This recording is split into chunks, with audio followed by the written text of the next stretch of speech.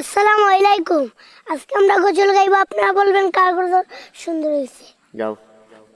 ভালো লাগার জায়গা মদিনা, ভালো লাগার জায়গা মদিনা, ভালো লাগার জায়গা মদিনা, ভালো লাগার জায়গা মদিনা। মদিনা শরীফে নূরের খাজিনা, মদিনা শরীফে নূরের খাজিনা। আশিকে ছাড়া অন্যের বুঝে না, ভালো লাগার জায়গা মদিনা। একদিনই কবরে যাব, কেউ তো যাবে না। একদিনই কবরে যাব, কেউ তো যাবে না।